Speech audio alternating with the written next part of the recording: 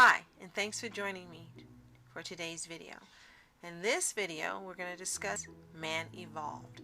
Before we get started, be sure to like and subscribe for more videos like this, as well as my other videos on faith, health, and beauty all year round. Let's start with a verse from Genesis chapter 2, verse 7. And the Lord God formed man of the dust of the ground and breathed into his nostrils the breath of life, and man became a living soul. Before we tackle this one, let me ask you one question. Do you really like the idea of being a monkey's uncle or auntie? Charles Darwin is the father of the theory of evolution, and this theory suggests all humans began as paramecium millions of years ago, and through natural selection worked our way to walking on two legs, passing by the monkey, ape, and gorilla on our way up the evolutionary ladder. And according to Darwin, we are only as good as natural selection has allowed us to become, and that extinction of the less improved form of life, quote, is always inevitable. That's a mouthful.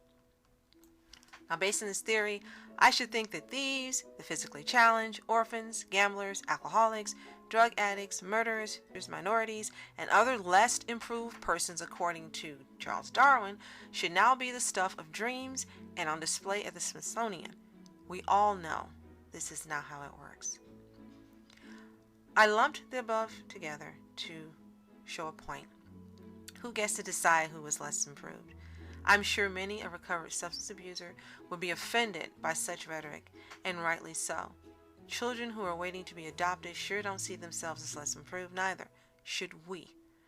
No one chooses to be handicapped, but I would wager that many would choose to tell Darwin a thing or two, show him what they are made of, and how wrong he was on that one. People are born as they are, and no amount of natural selection is going to clear our world of melanin. Gamblers just have to put away their money, and they're on their way.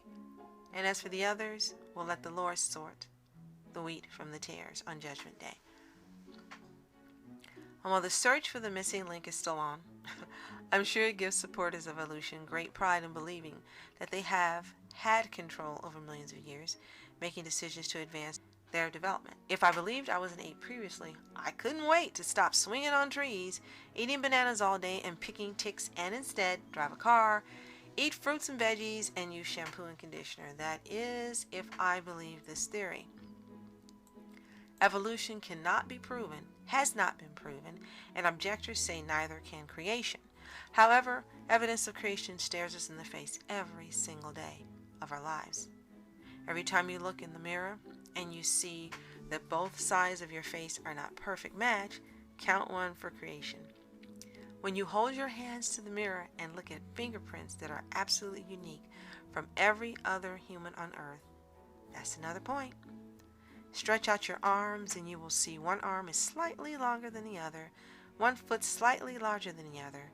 Yep, count another point for team creation. The Bible states that God formed the first man from dust of the ground. The first woman was formed from his rib, refer to Genesis chapter 2, verses 21 through 23. The first children resulted from their union, refer to Genesis chapter 4, verses 1 through 2. And humans have procreated ever since.